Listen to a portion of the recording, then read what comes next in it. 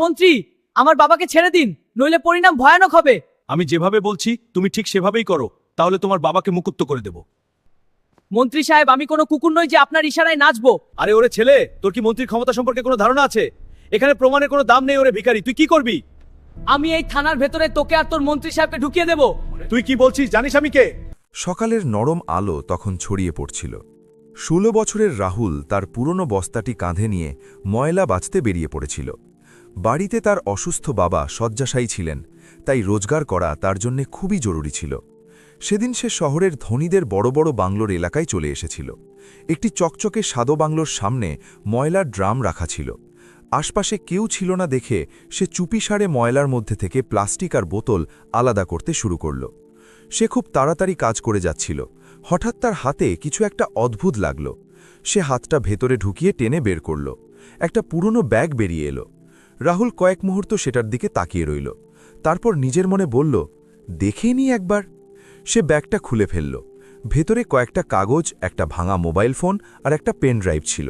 সে মোবাইলটা চালু করার চেষ্টা করল, কিন্তু সেটা একদম বন্ধ ছিল। সে সেটাকে আবার ব্যাগের ভেতর রেখে দিল। তারপর কাগজগুলো তুলে নিল। সেগুলোতে নাম আর নম্বর লেখা ছিল, কিন্তু সে খুব বেশি কিছু বুঝতে পারছিল না।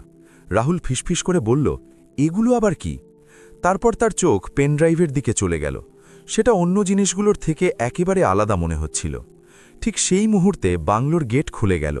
একজন লোক বাইরে বেরিয়ে এসে কড়া গলায় বলল, জলদি কাজ ছেড়ে নে, এখানে বেশিক্ষণ দাঁড়িয়ে থাকিস না।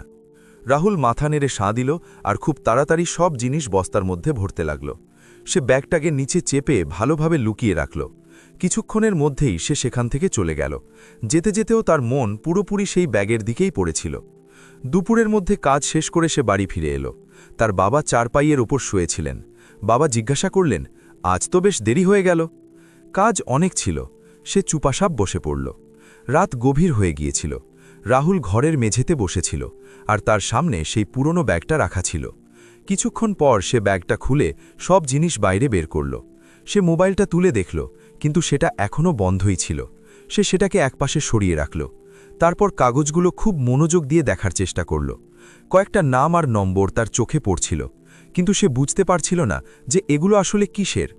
তার দৃষ্টি আবার পেনড্রাইভের ওপর পড়ল। সে সেটা হাতে তুলে নিয়ে কয়েক সেকেন্ড ধরে দেখল। রাজুল খুব আস্তে করে বলল, এটাকে দেখতেই হবে। পরের দিন সকালে সে খুব ভোরে উঠে পড়ল। সে একদম দেরি না করে সোজা বাজারের দিকে রওনা দিল। তার মনে ছিল যে সেখানে একটা দোকান আছে যেখানে লোকেরা টাকা দিয়ে কম্পিউটার ব্যবহার করতে পারে।